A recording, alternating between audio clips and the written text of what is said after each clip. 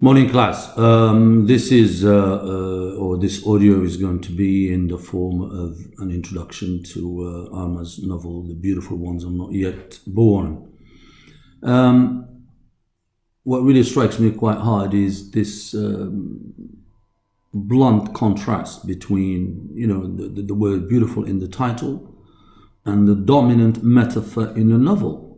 Arma's novel, which is smell, filth, and decay.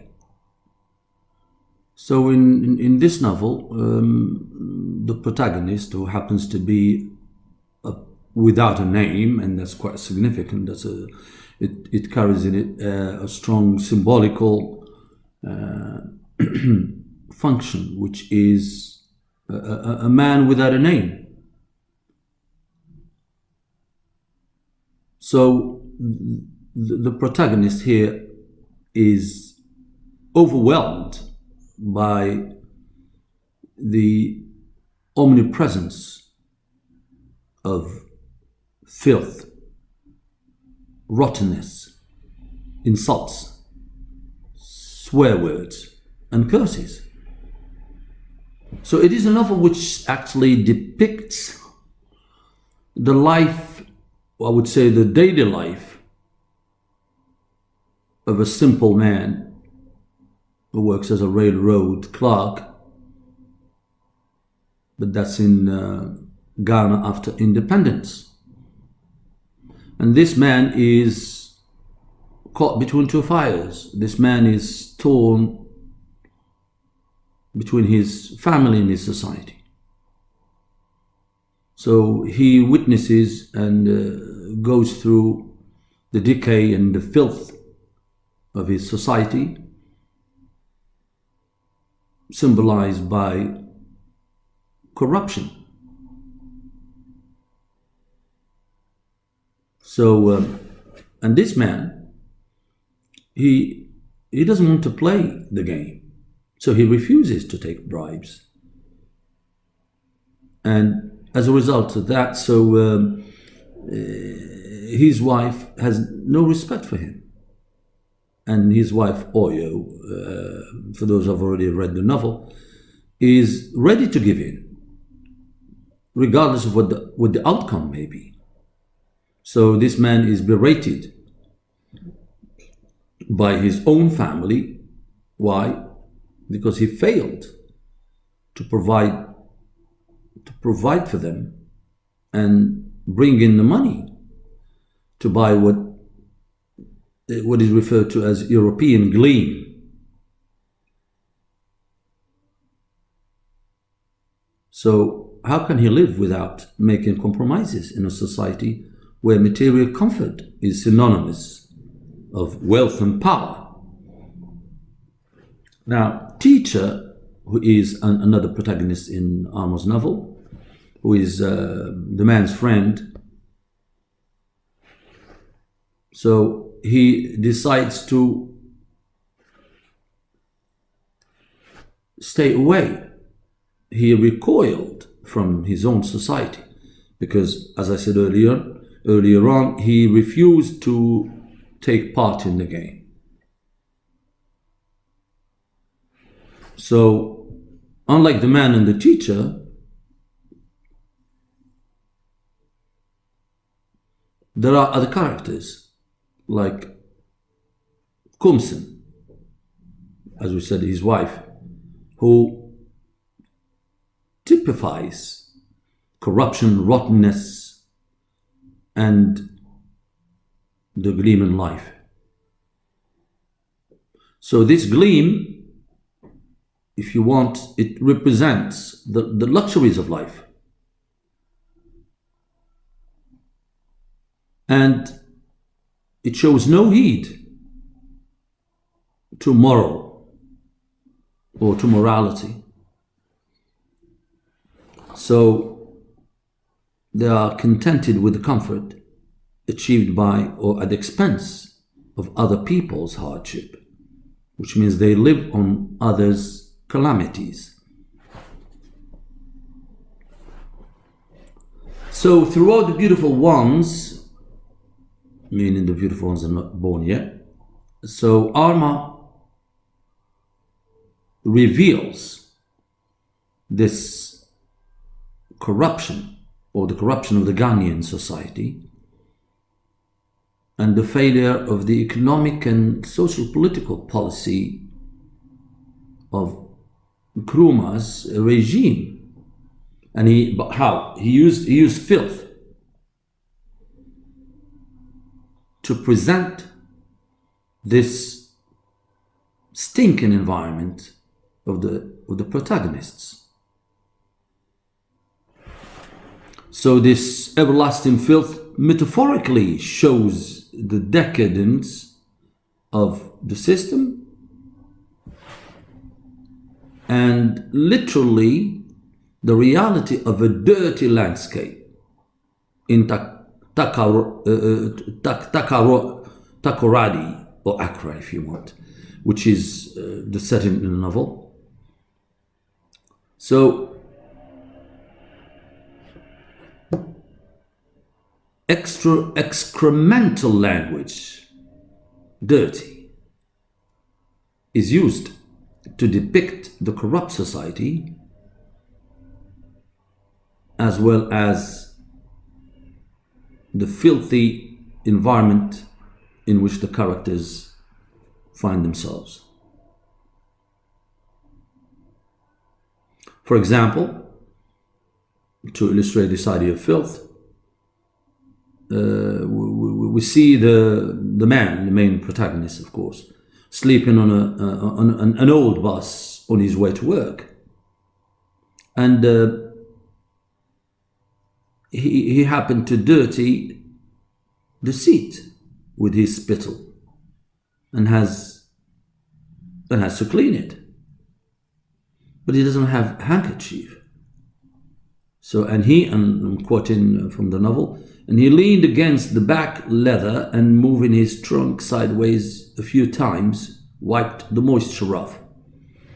So as a consequence, the conductor insulted him and started shouting, "Get out!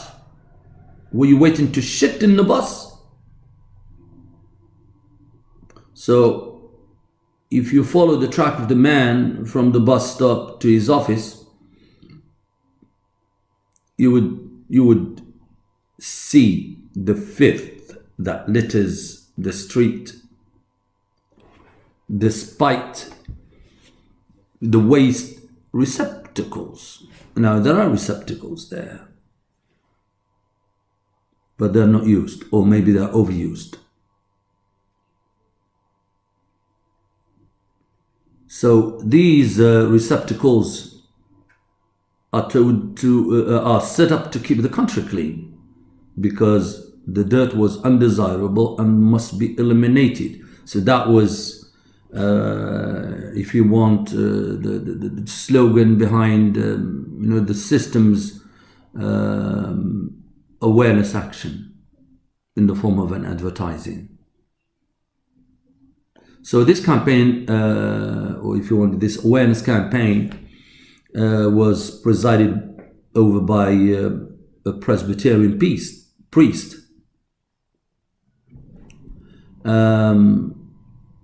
So the aim of this campaign was to rid the town of its filth.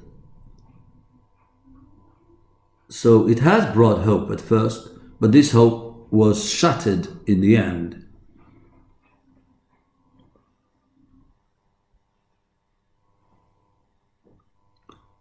So the failure to implement this anti-litter, if you want, campaign, not only exposes the ineptitude of the governing class to manage the matters of the public, but also the rootedness and how deep corruption is embedded, as well as decay. So Arma keeps using the image of the constant overflowing state of receptacle of waste and the omnipresence of filth and garbage on the streets to lay bare and to actually attack the corrupt system. And for those who are looking for an example, I refer you to the description of the man's office, and especially the banister, which is extremely repelling.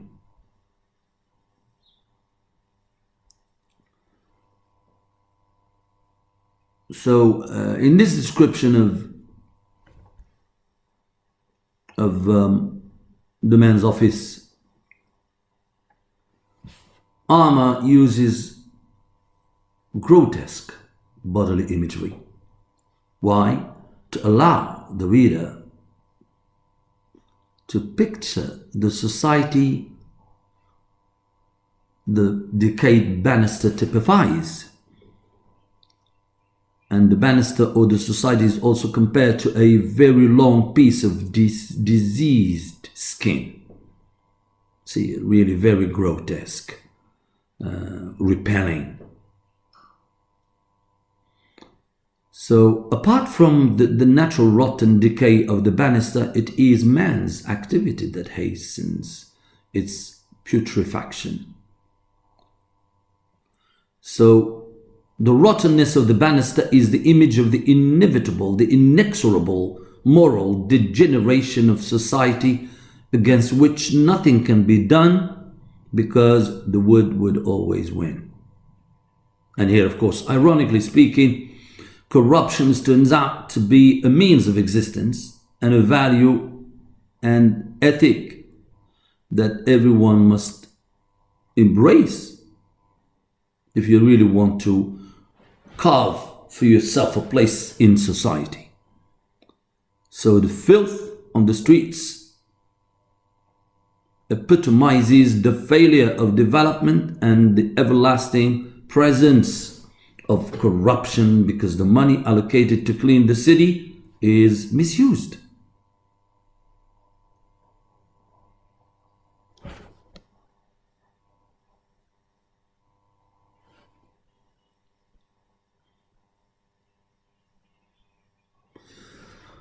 Right.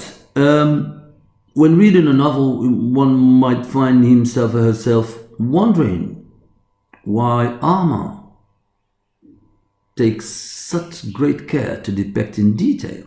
It's a very microscopic, minute description of the man's home, bathroom, and that's on the copy I have on pages 101 and 102. And the man's office latrine on pages 105 and 106, where the man's nostrils, assailed by something he is carrying with himself, the smell of the latrine, and where the marks of old smears of shit are still visible on the walls. Also, the walls are covered with obscene drawings and writings.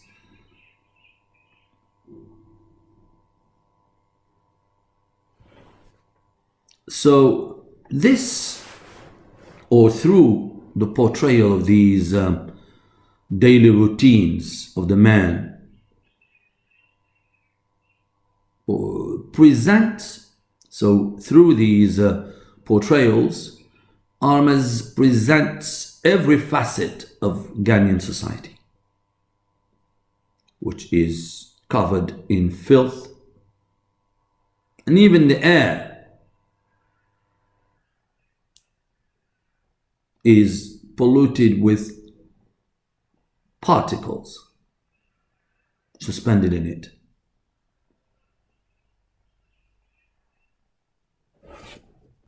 So if you contemplate the man's journey from his office to his house, or to his house, so the man offers shots, pictures of repellent reality of the malaise in his society.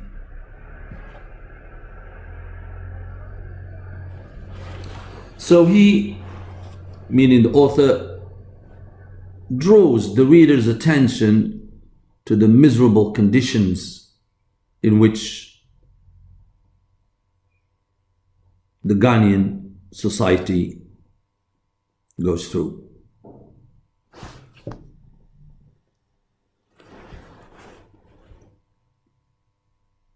So if we go to Kumsin, which is Arma's hero, the Gleam, is the epitome of corrupt leadership. So, in fact, Kumsin used to live in an insolent luxury at the expense of the others, as I said earlier on, living on others' calamities, as he was a minister. So after the military coup, which overthrows his party, so he is afraid of being killed and seeks refuge in a man's room. So the stench that comes out of his body, especially his mouth, due to his decay, and it is unbearable to the man.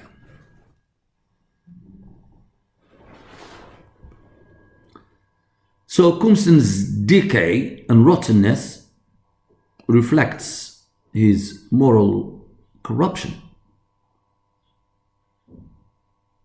And even Oyo, who always admires Kumsin's success, whispers in her husband's ear how he smells.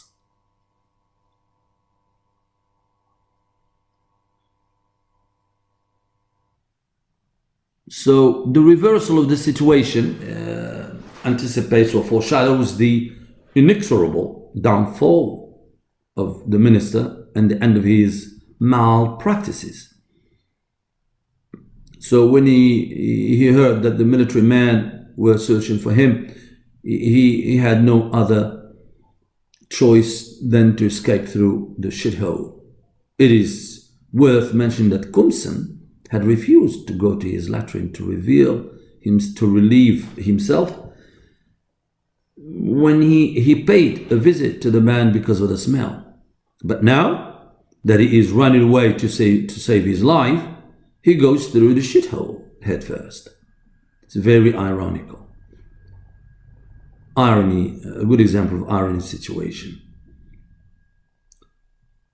So, and the importance of this shows through how, or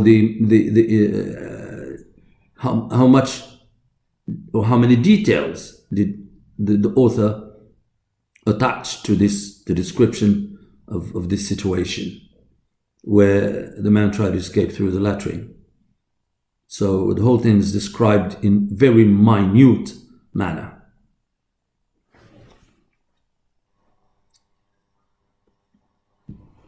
So references to words like lavatories, latrines, shit. So that happens very frequently in the beautiful ones. And they are here to reinforce really the prevalence of the olfactory sense in a novel. So Kumsin's smell and his decay, which obliged the man to hold his breath, and Kumsin's struggle to flee through the shithole epitomize his fall from grace.